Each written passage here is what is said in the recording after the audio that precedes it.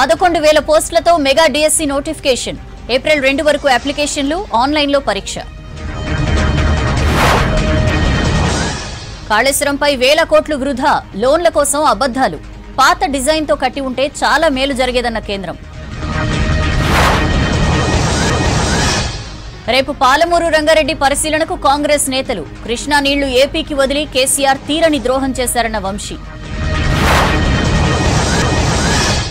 MP అభ్యర్థుల ఎంపికపై BJP కేంద్ర కమిటీ కీలక భేటీ. ఢిల్లీలో కమలంలో చేరిన బీఆర్ఎస్ ఎంపీ రాములు. ఏం చేయాలో ఆలోచిస్తున్నానని జితేందర్ రెడ్డి ట్వీట్. ఎలక్షన్ తర్వాత సర్కారు ఉంటదో లేదోనన్న అరవింద్. రేపు మేడిగడ్డ బ్యారేజ్ పరిశీలనకు బీఆర్ఎస్ నేతలు. మల్కాజ్గిరిలో పోటీ చేద్దామని రేవంత్ కు కేటీఆర్ సవాల్. హనుమకొండలో మొదలైన మేడారం హుండీల లెక్కింపు. 500 హుండీలకు 10 రోజుల టైం. తొలి రోజు కౌంటింగ్లో 3 కోట్లు. 75,000 కోట్లతో సూర్యఘర్ సోలార్ స్కీమ్ కు కేబినెట్ ఆమోదం. 3 కిలోవాట్లకు 78,000 సబ్సిడీ ఇస్తామన్న అనురాగ్ ఠాకూర్. హిమాచల్లో విప్ ఉల్లంఘించిన 6 కాంగ్రెస్ ఎమ్మెల్యేలపై వేటు. పార్టీ ప్రభుత్వం మధ్య సమన్వయానికి కమిటీ వేస్తామన్న డీకే.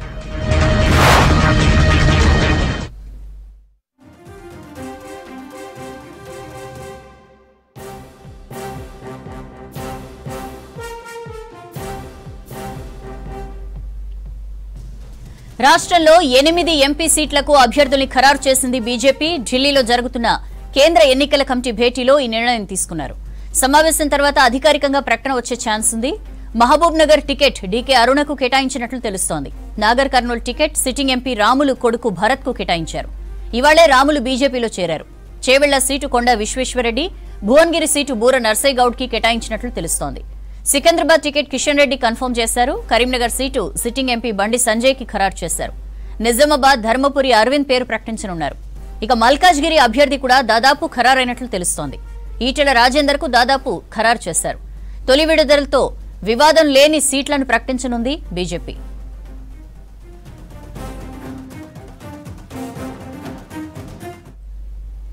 డీటెయిల్స్ తెలుసుకుందాం. శ్రీనివాస్ మనతో ఫోన్ లైన్ లో జాయిన్ అవుతున్నారు. శ్రీనివాస్, బీజేపీ క్యాండిడేట్స్ ఖరారు అయ్యారా? ఎప్పటికల్లా అఫీషియల్ కన్ఫర్మేషన్ రావచ్చు? సౌజన్య, దాదాపుగా ఖరారయ్యని చెప్పవచ్చు. ఎందుకంటే ఇది బీజేపీ రాష్ట్ర నేతల నుంచి అందినటువంటి సమాచారమే. సో రేపు ఉదయం లిస్టు ప్రకటించే అవకాశం ఉందని కూడా అంటున్నారు. రాత్రి కల్లా ఒక క్లారిటీ వస్తుంది. ఎందుకంటే ఇందాక మీరు అన్నట్టుగా వివాదం లేని, లేదంటే ఆల్రెడీ సీనియర్ నాయకులుగా ఉండి గత కొన్ని రోజుల నుంచి కూడా వస్తున్నటువంటి వార్తలు, లేదంటే లీకులు, వాళ్ళకు సంబంధించినటువంటి అభ్యర్థులు దాదాపుగా అవే పేర్లు అన్నట్టుగా బీజేపీ రాష్ట్ర నేతలు చెప్తున్నారు. అందులో భాగంగానే మహబూబ్ నగర్ నుంచి డీకేఆర్ దాదాపుగా ఖరారైపోయారు. మహిళా కోటాలో అట్లనే బీజేపీ జాతీయ ఉపాధ్యక్షురాలు కూడా డీకేఆర్ లో ఉన్నారు. గతంలో కూడా మహబూబ్ నగర్ నుంచి పోటీ చేశారు. సో ఆమెకు టికెట్ ఖరారైనట్టుగా తెలిసింది. సో దాంతో పాటు ఇక నాగర్ కర్నూలు ఎస్సీ పార్లమెంట్ ఇది. సిట్టింగ్ ఎంపీ రాములు కొడుకు ఈ రోజు భారతీయ జనతా పార్టీలో జాయిన్ అయ్యారు. సో ఆయన పోతుగంటి భరత్ కు టికెట్ దాదాపుగా ఖరారైనట్టుగా తెలిసింది. అట్లనే చివరి విషయానికి వస్తే కొండ విశ్వేశ్వరరెడ్డి, భువనగిరి పార్లమెంట్ కు బూర నర్సయ్యగౌడ్, సికింద్రాబాద్ కు కిషన్ రెడ్డి, కరీంనగర్ కు బండి సంజయ్, నిజామాబాద్ కు ధర్మపురి అరవింద్, మల్కాజ్గిరి కొంత సమాచారం అయితే ఈటల అందరికీ దాదాపుగా టికెట్ వచ్చేటట్టు అవకాశాలు ఉన్నాయంటున్నారు. కానీ ప్రధానమంత్రి నరేంద్ర మోడీ మరి ఈ సమావేశంలో ఏదైనా నిర్ణయం తీసుకుంటే కనుక ఒకవేళ మురళీధర్ రావు పేరు కూడా పరిశీలించారు.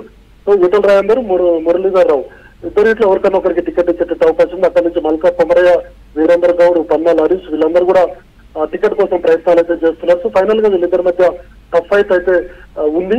సో ఈటల రాజేందర్ దాదాపుగా ఖరారైనటువంటి అవకాశాలు అయితే కనపడుతున్నాయి. మొత్తంగా 7 నుంచి 8 సీట్లు అయితే దాదాపుగా ఖరారయ్యేటువంటి అవకాశాలు అయితే ఉన్నాయి. రేపు 11 గంటల వరకు ఈ విషయం అధికారికంగా లిస్టు బయటకు వచ్చేటువంటి అవకాశాలు ఉన్నాయనేది భారతీయ జనతా పార్టీ నేతలు అయితే చెప్తున్నారు.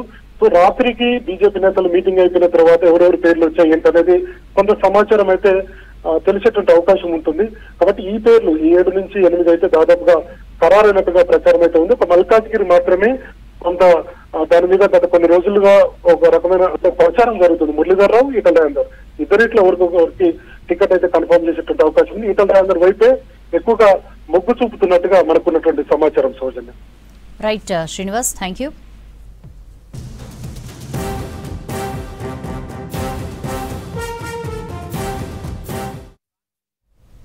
ఉపాధ్యాయుల భర్తీకి నోటిఫికేషన్ ఇచ్చింది కాంగ్రెస్ సర్కార్. ఎన్నికల హామీల్లో భాగంగా 11,062 పోస్టులు భర్తీ చేయనుంది. మార్చి 4 నుంచి ఏప్రిల్ 3 వరకు అప్లికేషన్లు స్వీకరించనున్నారు అధికారులు. గతంలో అప్లై చేసుకున్న వారు మరోసారి దరఖాస్తు చేసుకునే అవసరం లేదన్నారు.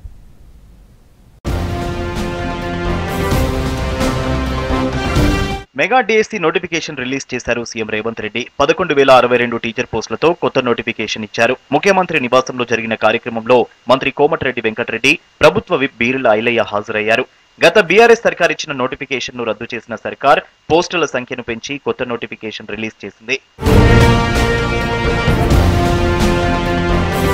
మెగా డిఎస్సిలో భాగంగా 6,508 ఎస్జిటి పోస్టులతో పాటు 2,629 స్కూల్ అసిస్టెంట్ పోస్టులను భర్తీ చేయనున్నారు. రిక్రూట్మెంట్ లో 727 భాషా పండితులు, 182 పీఈటీ పోస్టులు, స్పెషల్ కేటగిరీలో 796 ఎస్జిటి, 220 స్కూల్ అసిస్టెంట్ పోస్టులున్నాయి. గతేడాది సెప్టెంబర్ 6న 5,089 పోస్టులతో డిఎస్సి నోటిఫికేషన్ ఇచ్చారు. ఆ నోటిఫికేషన్ రద్దు చేసి 11,062 పోస్టులతో మెగా డిఎస్సి నోటిఫికేషన్ ఇచ్చింది రేవంత్ సర్కార్. మార్చి 4 నుంచి ఏప్రిల్ 3 వరకు డిఎస్సి దరఖాస్తులకు అవకాశం కల్పించింది ప్రభుత్వం. ఫీజు కట్టేందుకు April 2 last date. Application fee ₹1000గా నిర్ణయించింది. రాష్ట్ర వ్యాప్తంగా 11 పట్టణాల్లో ఆన్లైన్ పద్ధతిలో ఎగ్జామ్స్ నిర్వహించేందుకు ఏర్పాట్లు చేపట్టింది. దీనికి సంబంధించిన తేదీలను త్వరలోనే సర్కార్ ప్రకటించనుంది. గత నోటిఫికేషన్లో అప్లై చేసుకున్న అభ్యర్థులు మళ్లీ దరఖాస్తు చేయాల్సిన అవసరం లేదని అధికారులు క్లారిటీ ఇచ్చారు. అభ్యర్థుల ఏజ్ లిమిట్ ను 46 ఏళ్లు పెంచారు. దీనిపై స్టేట్ ఉద్యోగి, ex service men, SC, ST, OBC, EWS, pH relaxation ఉంటాయి. ధరణిపై కీలక నిర్ణయాలు తీసుకుంది కాంగ్రెస్ సర్కార్. ఇన్నాళ్లు పెండింగ్ లో ఉన్న అప్లికేషన్లు పరిష్కరించాలని నిర్ణయించింది. రేపటి నుంచి మండల కేంద్రాల్లో ప్రత్యేక సదస్సులకు ప్లాన్ చేసింది. ఇక మరోవైపు బీఈఎంఎల్ సీఎండీ శంతను రాయ్తో సెక్రటేరియట్లో సమావేశమయ్యారు డిప్యూటీ సీఎం భట్టి విక్రమార్క. రాష్ట్రంలో మెట్రో కోచ్ ఫ్యాక్టరీ పెట్టాలని కోరారు.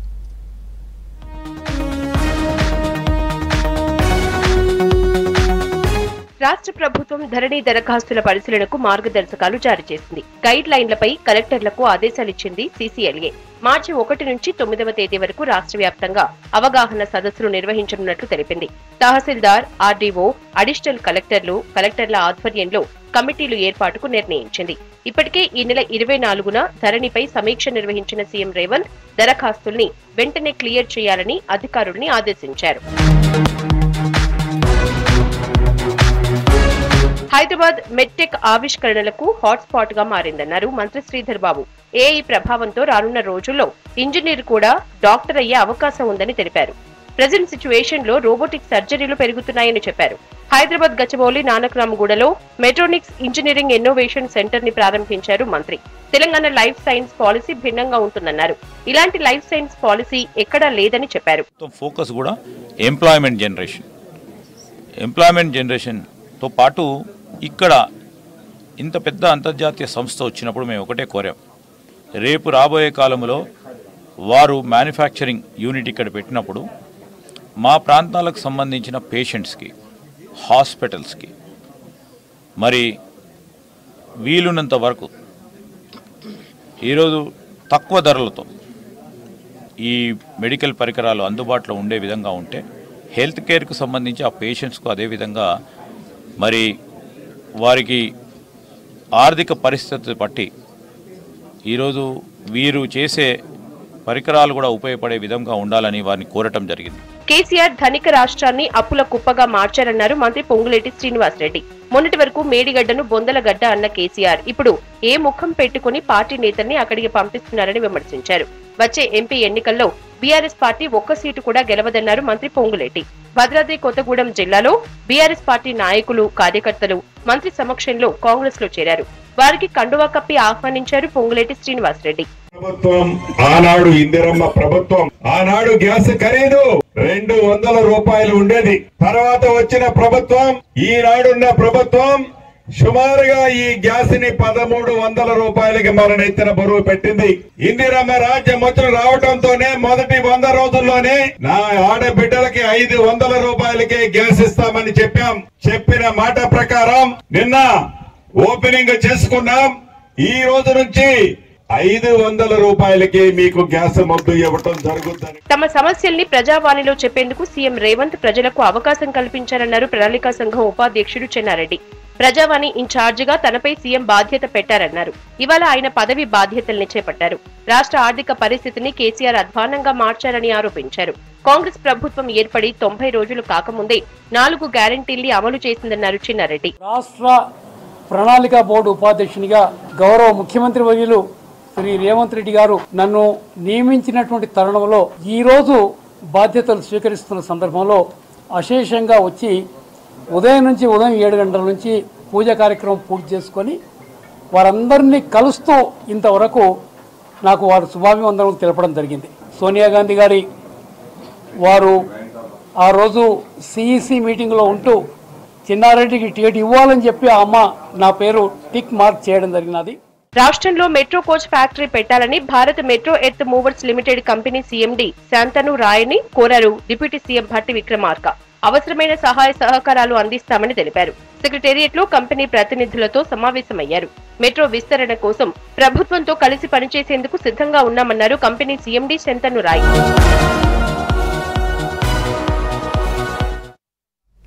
కాళేశ్వరం కుంగుబాటుకు సిడబ్ల్యూసీకి ఎలాంటి సంబంధం లేదన్నారు జలశక్తి సలహాదారు వెదిరే శ్రీరామ్.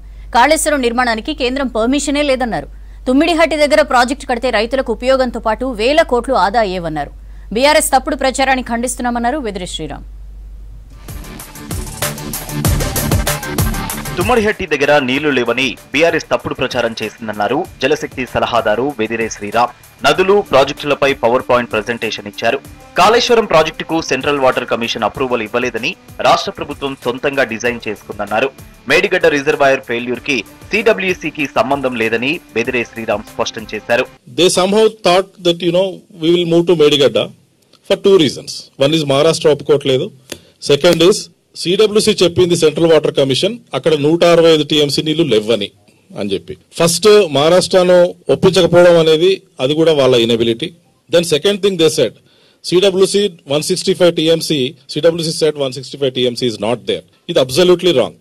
సిడబ్ల్యూసీ అప్పుడు గానీ ఇప్పుడు గానీ ఎప్పుడు గానీ సిడబ్ల్యూసీ రిపోర్ట్స్ లో 165 టీఎంసీ అక్కడ ఉంది అనేది చాలా ఖచ్చితంగా క్లియర్ గా రాసింది. కొత్తగా ఏర్పడిన కాంగ్రెస్ ప్రభుత్వం నీళ్ల వాటా కోసం ట్రిబ్యునల్లో ఫైట్ చేయాలన్నారు జలశక్తి సలహాదారు వెదిరే శ్రీరామ్. శ్రీశైలం, నాగార్జున సాగర్ ప్రాజెక్టుల నిర్వహణ సరిగ్గా లేక ప్రమాద పరిస్థితికి చేరుకున్నాయని చెప్పారు.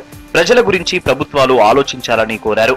Second Srisailam, you are absolutely right. It has gone beyond what is anticipated. The problem has been identified 10 years back. Slowly it has started, every year it has started, growing up in magnitude wise. And now the situation is very grave. In fact, 1 to 10 scale, I would say maybe 8. And if you don't act, things are going to be, it will be more costly for you to fix it. So you got to immediately act. పిల్లర్లు కూలిపోయినప్పుడే మేడిగడ్డ సమస్య కేంద్రానికి తెలిసిందన్నారు వెదిరే శ్రీరామ్. మరోవైపు Jio physical పరిశీలన లేకుండా నీళ్లు నింపడం కుదరదని తేల్చేశారు. మొత్తం స్టేట్ ఫండ్స్ తోనే కట్టారు కాబట్టి తమ జోక్యం ఉండదన్నారు Sriram. So when the public has known the day Medigada this thing happened, that is the only time we have known. And the thing is, once we have known, thanks to NDSA Act of 2021, that gave us the liberty to immediately send our team. Now they are saying, why you are not filling up with water? Or how can you fill it up with water before you do the geotechnical investigations? See, geophysical investigations is a must. You got to do a seismic tomography to actually know what bloody is happening inside under the surface. ప్రాజెక్టులపై presentation చేస్తున్న టైంలో మంత్రి కేటీఆర్ చేసిన వ్యాఖ్యలకు counter ఇచ్చారు వెదిరే శ్రీరామ్. తాను ప్రభుత్వ ప్రతినిధిగా మాట్లాడుతున్నాననే తప్ప రాజకీయాలు చేయడం లేదన్నారు. పొలిటికల్ కామెంట్స్ చేయాలనుకుంటే బీజేపీ ఆఫీస్ లో ప్రెజెంటేషన్ పెట్టేవాడినని, నేను చేసిన ప్రెజెంటేషన్ తప్పు అంటే దేనికైనా రెడీ అన్నారు వెదిరే శ్రీరామ్. నేను భువనగిరిలో పోటీ చేసే అంశం పార్టీ చూసుకుంటుందని, దానికి దీనికి సంబంధం ఏందని ప్రశ్నించారు Sriram. This is a government platform and I am sorry, Mr. KTR, I am not political at all. ఈ విషయాలన్నిటిని కూడా పబ్లిక్ ముందు పెట్టేటందుకు government of India authorised person గా నేను వచ్చి మీ ముందు పెడుతున్నాను. If I would have done politically, I would have done it in BJP office with all political points. Number 2, Bhuvanagiri seat అడగడము అది నా పర్సనల్ విషయం, అది కంప్లీట్ గా పార్టీ చూసుకుంటే వస్తుంది, లేకపోతే లేదు. I have not bothered.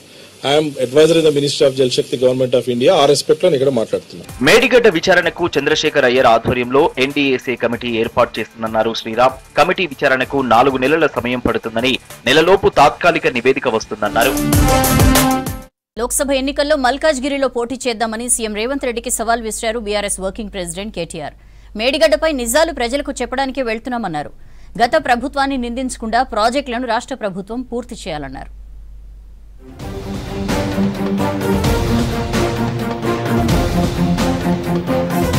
CM Revanth Reddy CM పదవికి రాజీనామా చేసి తనపై పోటీ చేయాలని సవాల్ విసిరారు బీఆర్ఎస్ వర్కింగ్ ప్రెసిడెంట్ కేటీఆర్. తాను ఎమ్మెల్యే పదవికి రాజీనామా చేస్తానన్నారు. మల్కాజ్గిరిలో ఇద్దరం ఎంపీగా పోటీ చేద్దామన్నారు. తనది మేనేజ్మెంట్ కోట అయితే రాహుల్ ప్రియాంక గాంధీలది ఏం కోట అని ప్రశ్నించారు KTR.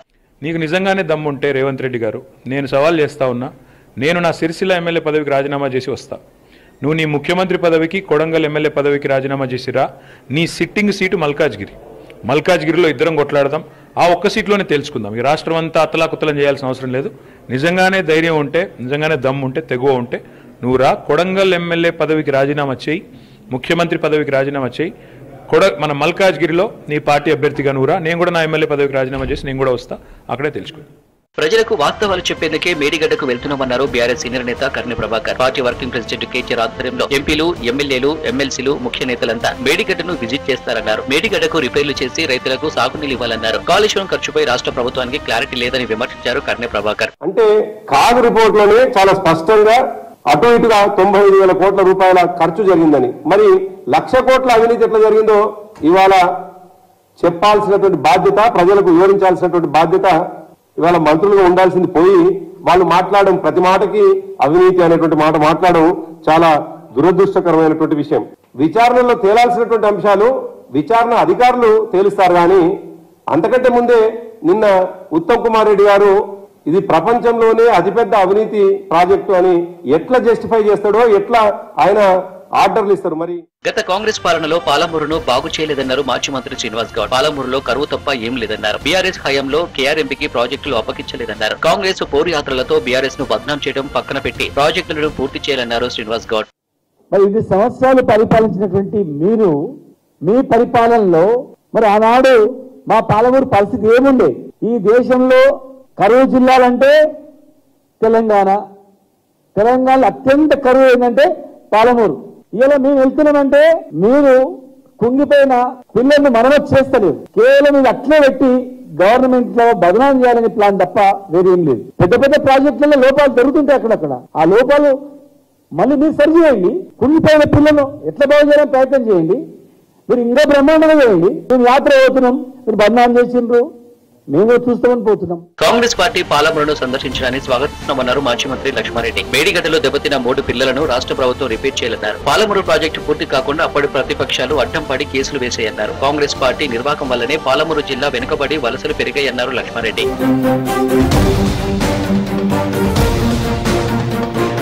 BRS working president KTR పిలుపు మేరకు మేడిగడ్డకు వెళ్లనున్నారు పార్టీ నేతలు.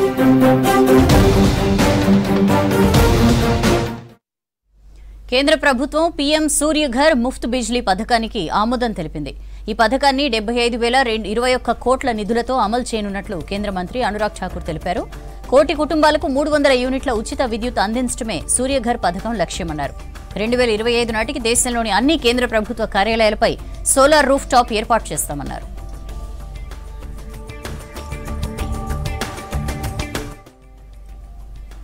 పీఎం సూర్యఘర్ ముఫ్త్ బిజ్లీ పథకాన్ని ఫిబ్రవరి 13న ప్రధాని మోదీ ప్రారంభించారు. ఈ పథకంలో దరఖాస్తు చేసుకున్న వారు 1 కిలోవాట్ సోలార్ ప్యానెల్స్ కు 30,000 వరకు సబ్సిడీ పొందొచ్చు. మిగిలినది బ్యాంకు రుణం కల్పిస్తారు. 2 కిలోవాట్లకు 60,000 రూపాయలు, 3 అంతకంటే ఎక్కువ అయితే 78,000 రూపాయలు రాయితీగా ఇవ్వనుంది ప్రభుత్వం.